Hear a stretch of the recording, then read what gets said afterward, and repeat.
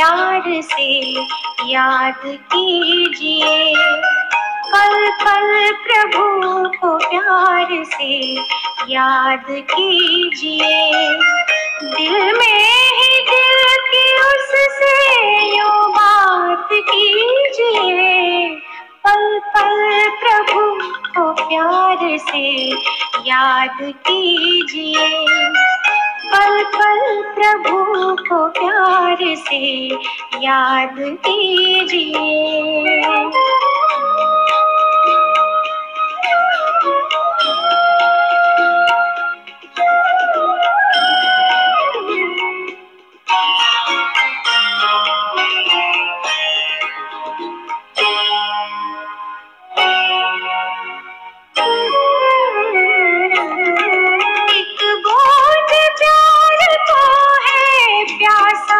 जगत ये सारा,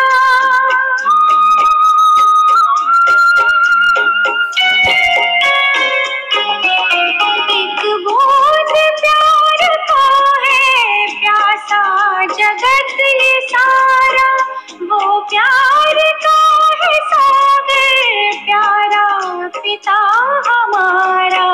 प्यासे दिलों पे प्यार की बरसात कीजिए, प्यासे दिलों पे प्यार की बरसात कीजिए। दिल में ही दिल की उससे यूं बात कीजिए, पल पल प्रभु को प्यार से याद कीजिए, पल पल प्रभु को प्यार से याद कीजिए।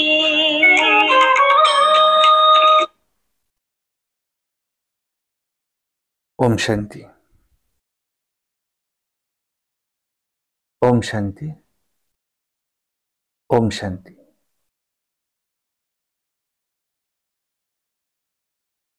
कल बाबा ने कहा कि तुमको सर्विस करनी है, क्यों न हम माँ बाप के गद्दी पर बैठे ये शुभाश हम रख सकते हैं। ये कल शुभ कामना हम ये रख सकते हैं कि हम माँ बाप के गद्दी पर बैठे। ये कल बहुत अच्छी पॉइंट थी। सुनते हैं आज की मुरली। वाणी है आज की 9/12/2023। सारे मुरली का, मीठे बच्चे, एक बाप के साथ सच्ची मोहब्बत हो तो बाप तुम्हें अपने साथ घर ले जाएंगे, सब पापों से मुक्त कर देंगे, स्वर्ग का मालिक बना देंगे। प्रश्न है, अपने आप को खुशी में रखने के लिए कौन सी मुख्य धारणा चाहिए? उत्तर है, खुशी में तब ही रह सकते जब अपने आप से रूह रूहान करना आता हो, किसी भी चीज में आसक्ति ना हो, दो रोटी पेट को मिले बस, ऐसी अनासक्त वृत्ति की धारणा हो तो हर्षित रहेंगे। ज्ञान का मनन कर स्वयं को हर्षित रखो। तुम कर्मयोगी हो तो कर्म करते, घर का काम करते, खाना आदि खाते भी सिर्फ बाप को याद करो। सदर्शन चक्र बुद्धि में घूमता रहे तो बहुत खुशी होती रहेंगी। गीत है, न वह हमसे जुदा होंगे। ओम शांति। मीठे मीठे बच्चों ने गीत सुना, न वो हमसे जुदा होंगे। यह है बच्चों की व आत्माओं की अपने परमपिता परमात्मा के साथ रूहानी मोहब्बत। ये रूहानी मोहब्बत सिर्फ तुम ब्राह्मण बच्चों की ही होती है। तुम अपने को आत्मा निश्चय करते हो, परंतु जब कहते हैं कि आत्मा सो परमात्मा, तो आत्मा किसके साथ मोहब्बत रखे? मोहब्बत तो होती है बच्चों की बाप के साथ। बाप की मोहब्बत नहीं हो सकती।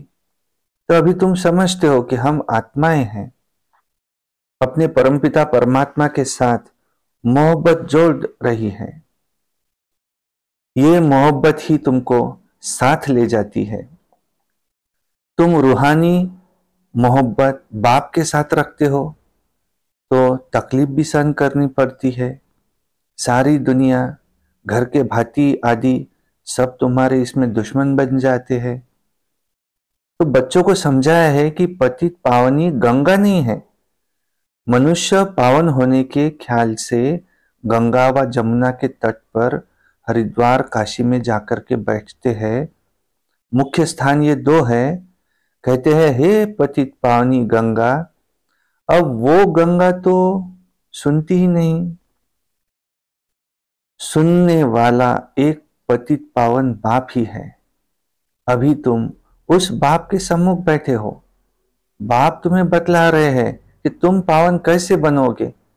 पानी की गंगा थोड़ी कहती है कि मामे कम याद करने से तुम्हारे विकर्म विनाश होंगे और तुम पावन बनेंगे। नहीं, ये बाप ही कहते हैं। कहते मैं प्रतिज्ञा करता हूं कि अगर तुम मुझ बाप को याद करेंगे तो तुम्हारे विकर्म विनाश हो जाएंगे। गारंटी देते हैं। ऐसी गारंटी गंगा तो कोई दे नहीं सकती।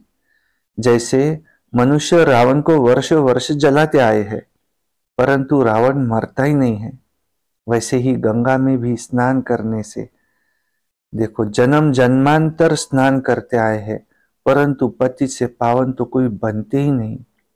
फिर स्नान करने जाते रहते हैं। एक बार पावन बन गए तो फिर बार बार जाने की क्या दरकार है। तो फिर क्यों जाते हैं स्नान करने। तो कितने मेले भी वहां लगते हैं। उनको कोई आत्मा परमात्मा का संगम तो नहीं कहते। भक्ति मार्ग में भीड़ लगती है मेले पर। अभी तुम बाप के साथ बुद्धियोग लगाते हो। तुम्हारा बुद्धियोग एक बाप के साथ है। तुम जानते हो हम आत्माएं हैं, आशिक उस परमात्मा की आशिक बनी है। आत्मा ही भगवान को याद करती है इस शरीर के द्वारा।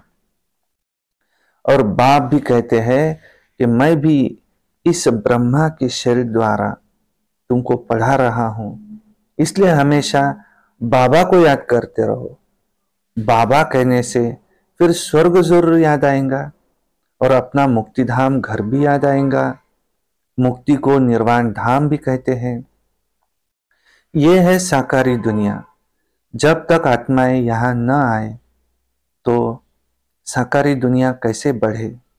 आत्माएं निराकारी दुनिया से यहां आती है। मनुष्य सृष्टि फिर बढ़ती जाती है। कोई समझते हैं नेचुरल बढ़ती रहती है। तुम जानते हो आत्माएं यहां वहां से आती है, यहां आती है वहां से वृद्धि को पाती रहती है। बच्चों को मालूम हुआ है कि वो है हमारा स्वीट होम, शांति धाम है। शांति को बहुत लोग पसंद करते हैं ना।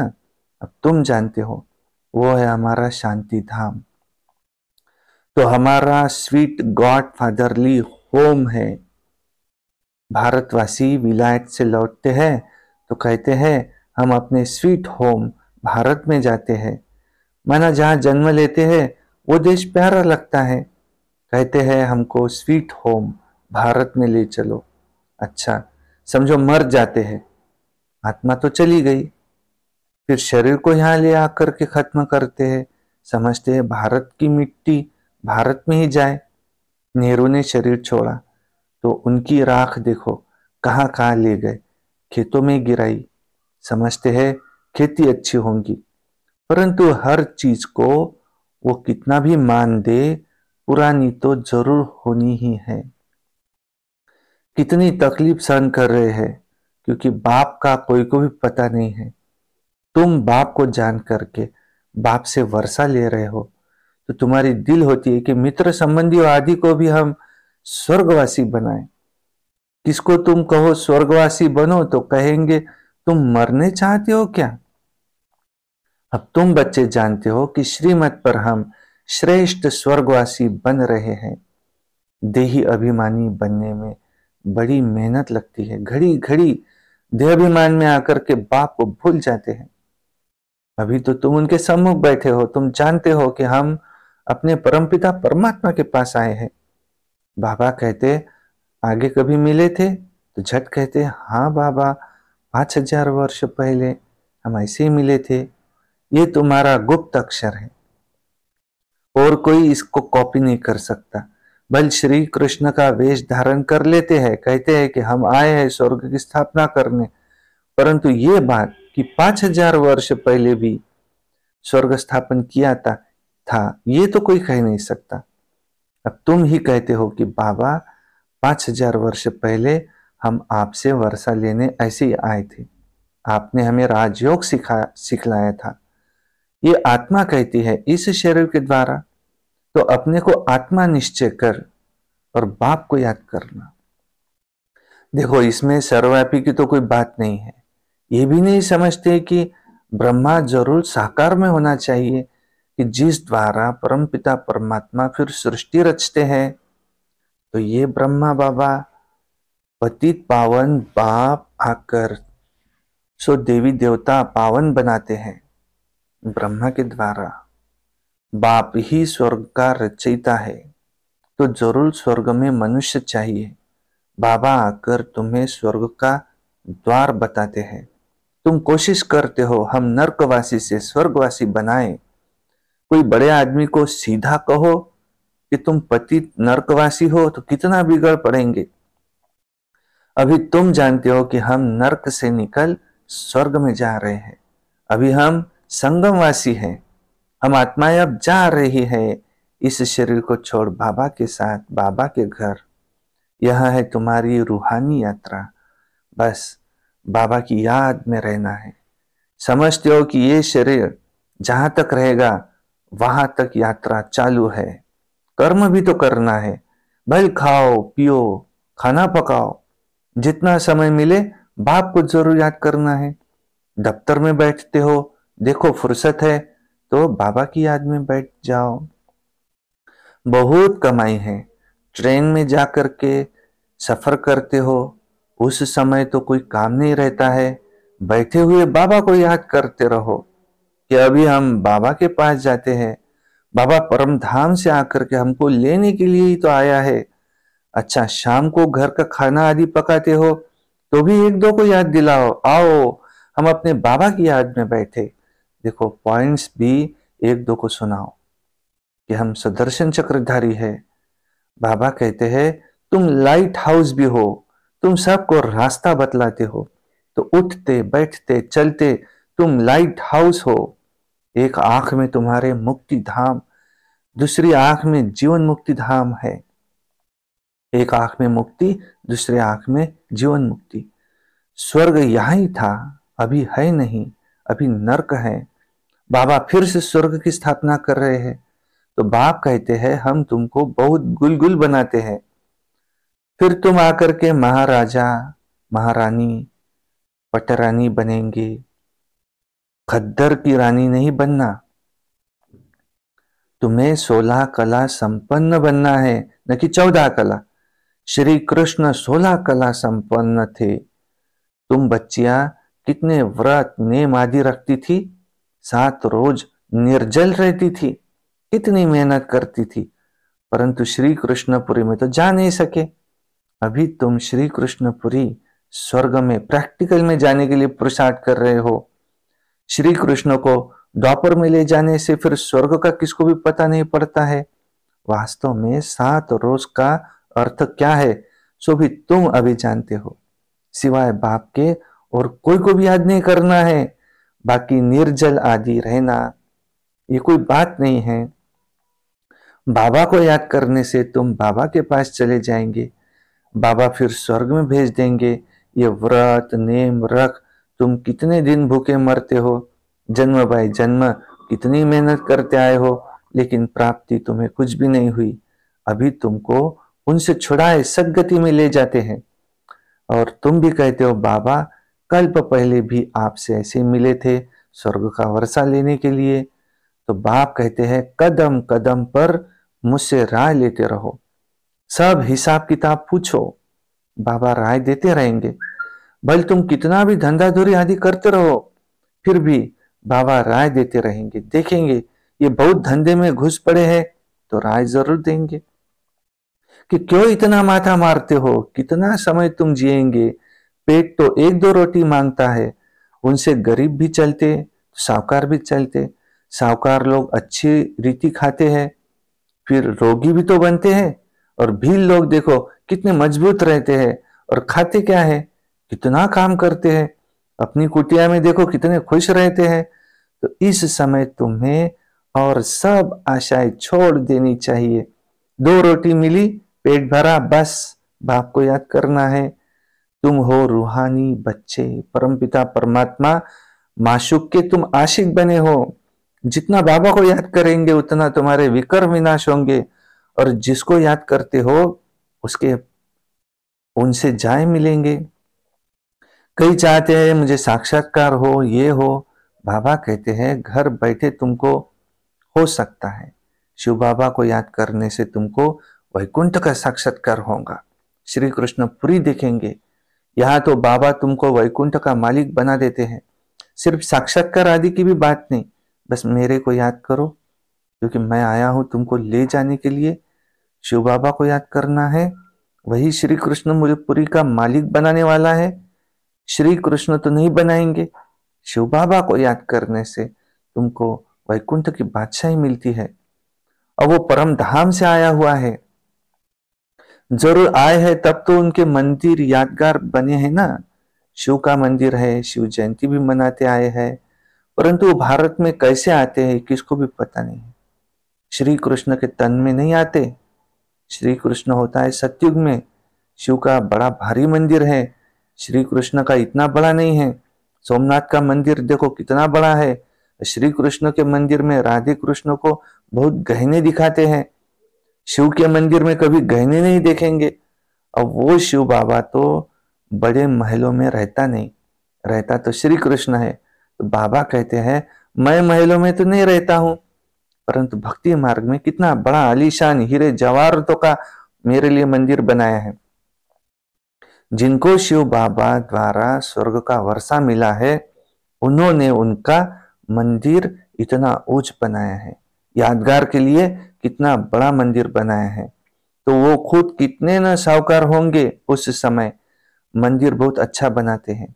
बॉम्बे में बद्रीनाथ में शिव का मंदिर है, लक्ष्मी नारायण का माधव बाग में है।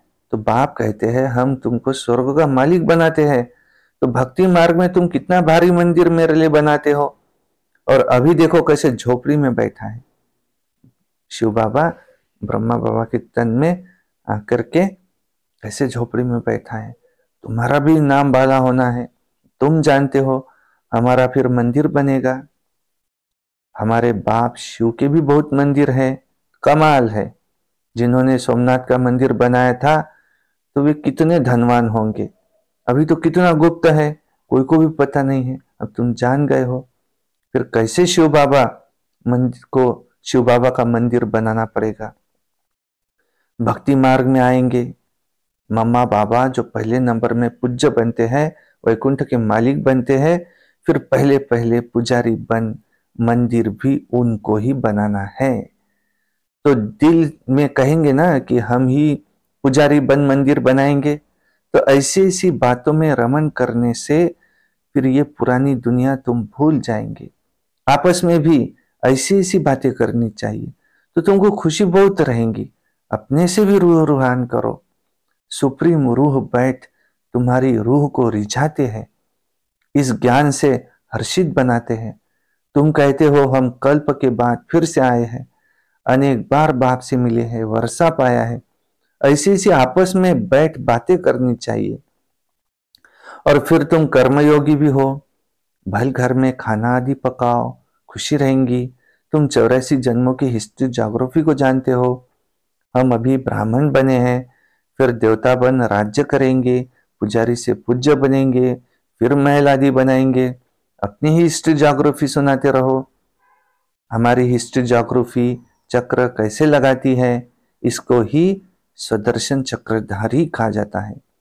तुम तीनों लोकों को जानने वाले हो, ज्ञान का नेत्र तुम्हारा खुला है। ये चक्र याद करने से तुमको बड़ी खुशी रहनी चाहिए, बाप को भी खुशी रहती है। अभी तुम सेवा में उपस्थित हो, तुम सेवाधारियों के मंदिर फिर बाद में भक्ति मार्ग में बनेंगे। अभी मैं तुम बच्चों की सर्विस में आया हूं, तुमको स्वर्ग का पूरा वर्षा देने आया हूं। जितना जो पुरुषार्थ करेंगे उस अनुसार स्वर्ग का मालिक बनेंगे। अच्छा जी, मीठे मीठे सिकिलधे बच्चों प्रति माता पिता बाप दादा का याद प्यार और गुड मॉर्निंग। रूहानी बाप की रूहानी बच्चों को नमस्ते और हम रूहानी बच्चों की रूहानी बाप दादा को याद प्यार गुड मॉर्निंग नमस्ते। सदा रहो हंसते। धारणा के लिए मुख्य सार बाबा सुना रहे हैं, उनको क्या करना है क्या नहीं करना है। नंबर 1, चलते फिरते लाइट हाउस बन सभी को रास्ता बताना है। सब आशाएं छोड़ एक बाप की याद में रहना है, बाप से राय लेते रहना है।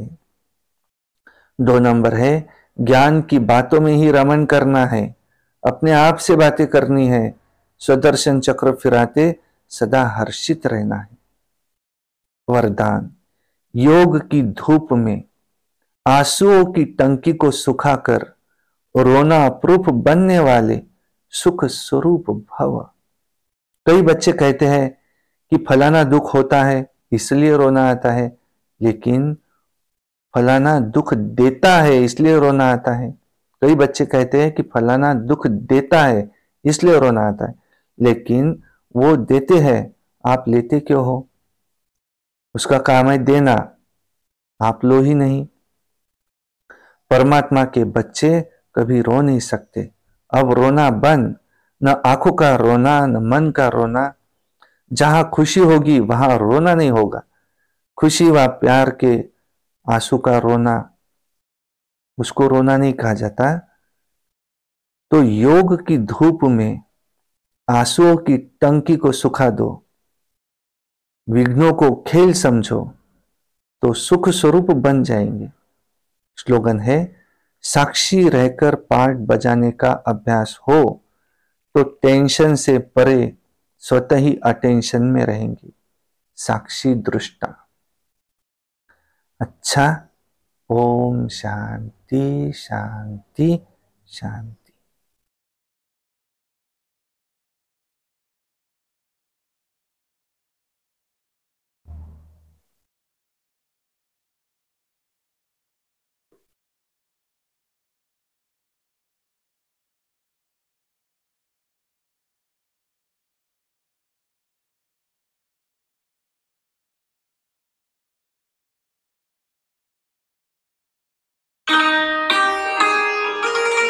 तुम्हारा नैनों में है नूर नया, दुनिया का नित नजारा। प्यारे बाबा जब से पाया,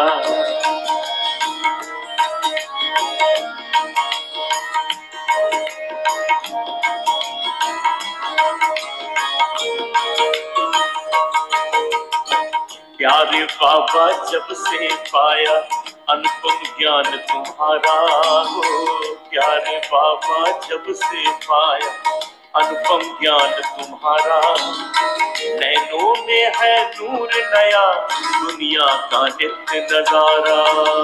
प्यारे बाबा जब से पाया, अनुपम ज्ञान तुम्हारा। प्यारे बाबा जब से पाया, अनुपम ज्ञान तुम्हारा। नैनों में है नूर नया, दुनिया का नित्य नजारा। याद तेरी भूले न भुलाए, हर पल ध्यान तुम्हारा हो। याद तेरी भूले न भुलाए।